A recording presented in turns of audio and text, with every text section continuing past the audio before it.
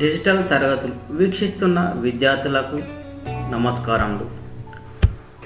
నా పేరు K Srikanth, SA social, ZPHS Dharmajpet mandal, Dubbak.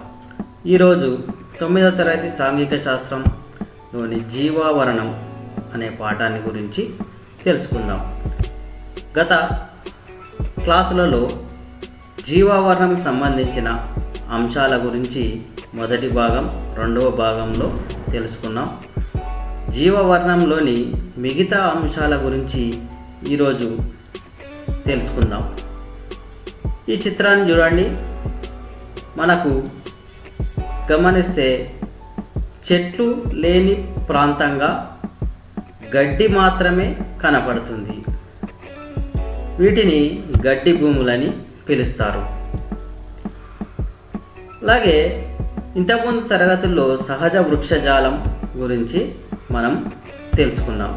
వర్షపాతం, సూర్యరశ్మిల ఆధారంగా అడవులు, గడ్డి భూములు టండ్రా వృక్షజాలంగా విభజిస్తారని తెలుసుకున్నాం. అలాగే వివిధ రకాల అడవుల గురించి కూడా తెలుసుకున్నాం.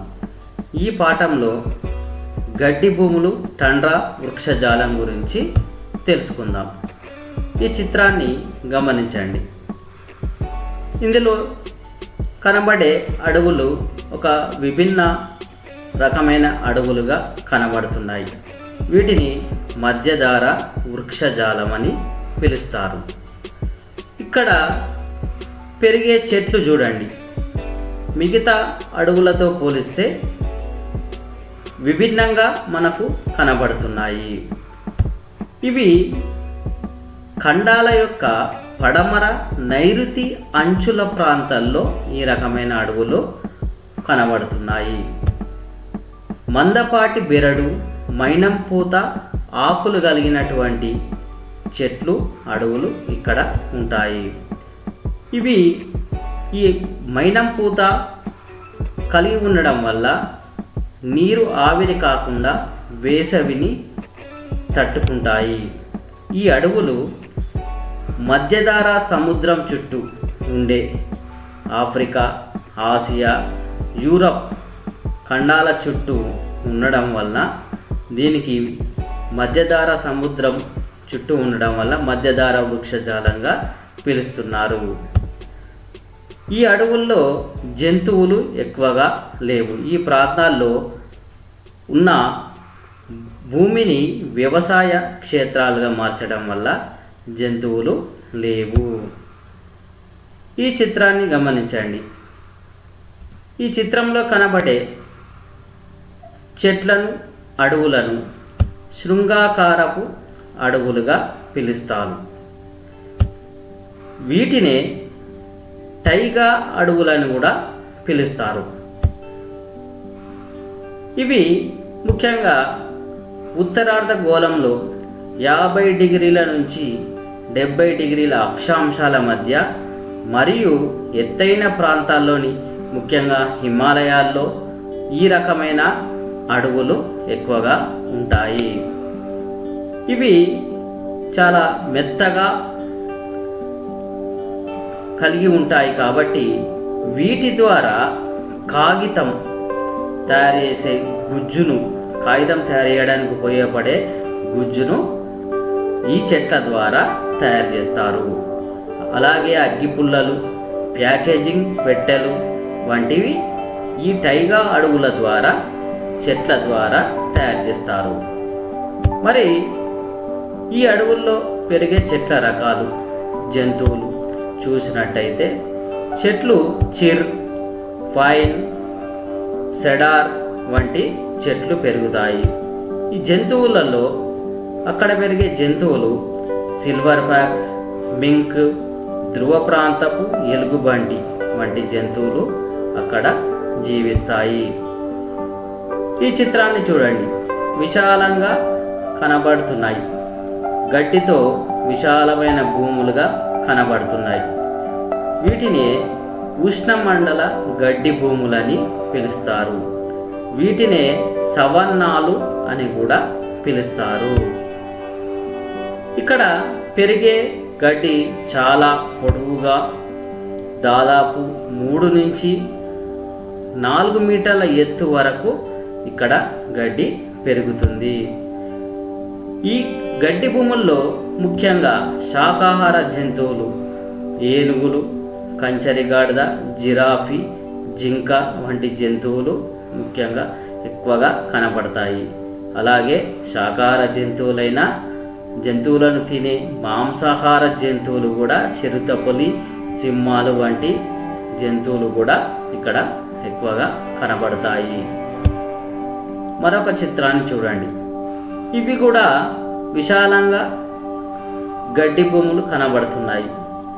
ఈ రకమైన గడ్డి భూములను సమశీతోష్ణ మండల గడ్డి భూములని పిలుస్తారు. వీటిని స్టెప్పీలు అని కూడా పిలుస్తారు. వివిధ ఖండాల్లో పెరిగే ఈ రకమైన గడ్డి భూములకు వివిధ రకాల పేర్లతో పిలవడం జరుగుతున్నది.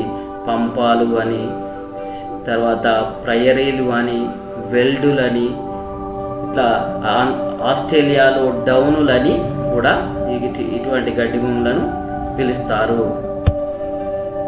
ఇవి ముఖ్యంగా మధ్య అక్షాంశాల వద్ద అంతర్గత ప్రాంతాల్లో, తీర ప్రాంతాలకు దూరంగా ఖండాల యొక్క అంతర్గత ప్రాంతాల్లో ఈ రకమైన గడ్డి భూములు పెరుగుతున్నాయి.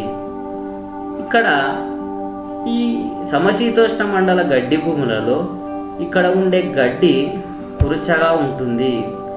కురుచగా ఉండి పోషకాలు ఎక్కువగా కలిగి ఉంటాయి. ఇక్కడ అడవి బర్రెలు, దున్నలు, దుప్పి వంటి జంతువులు ఎక్కువగా కనబడతాయి. ఈ చిత్రాలను గమనించండి. ఇవి చూసినట్టయితే ముళ్ళు కలిగిన చెట్లుగా కనబడుతున్నాయి. ఇటువంటి చెట్లను ముళ్ళ పొదలుగా పిలుస్తారు. ఇవి ఎక్కువగా పొడిగా ఉండే ఎడారి ప్రాంతాలు, తక్కువ వర్షపాతం, అధిక వేడిమి ఉండే ప్రాంతాలలో ముళ్ళ పొదలు లాంటి చెట్లు పెరుగుతాయి. ఈ చిత్రాన్ని గమనించండి. ఇవి మంచు చేత కప్పబడి ఉన్న ప్రాంతాలుగా కనబడుతున్నాయి. కొండ ప్రాంతాలు, తీర ప్రాంతాలు కూడా సముద్రంలో మంచు పేరుకపోయినట్టుగా కనబడుతున్నాయి. వీటినే ఇక్కడ పెరిగే అడవులను టండ్రా వృక్షజాలము అని పిలుస్తారు. ఇవి ఎక్కువగా ముఖ్యంగా టండ్రా వృక్షజాలము ధ్రువ ప్రాంతాల దగ్గర మనకు కనబడతాయి. నాచు జాతికి చెందిన మొక్కలు పెరుగుతాయి. లైకెన్ వంటి మరియు జాతికి చెందిన మొక్కలు పెరుగుతాయి. తక్కువ కాలం ఉండే వేసవిలో చిన్న పొదలు పెరుగుతాయి. విభిన్నమైన అడవులు ఇక్కడ మనకు కనబడాయి. ఇక్కడ శీతోష్ణ స్థితి, తక్కువ ఉష్ణోగ్రతలు నమోదు కావడం వల్ల ఇక్కడ చెట్లు పెరగడానికి అనువైన వాతావరణం లేకపోవడం వల్ల ఇటువంటి చిన్న నాచు జాతి వంటి చెట్లు, వృక్షజాలం ఇక్కడ కనబడుతుంది. ఇక్కడ పెరిగే జంతువులు, జీవించే జంతువులు చూసినట్టయితే ఇక్కడ జంతువులకు మందపాటి చర్మం, ఒత్తైన బొచ్చు ఉంటాయి. అక్కడ ఉండే ఉష్ణోగ్రతను తట్టుకోవడానికి ఈ విధంగా ఆ జంతువులకు మందపాటి చర్మం, ఒత్తైన బొచ్చు కలిగి ఉంటాయి. ఇక్కడ పెరిగే జంతువులు వాల్రస్ జంతువులు, మస్క్ యాక్సెస్, ఆర్కిటిక్ గుడ్లగూబ, ధ్రువ ప్రాంతపు ఎలుగుబంట్లు, ధ్రువ ప్రాంతపు నక్కలు ఇక్కడ ముఖ్యంగా పెరిగే జంతువులు. విద్యార్థులు ఇప్పటి వరకు గడ్డి భూములు గురించి తెలుసుకున్నారు కదా. ఈ అంశాల ద్వారా ఈ క్రింది ప్రశ్నలకు సమాధానాలు తెలపండి.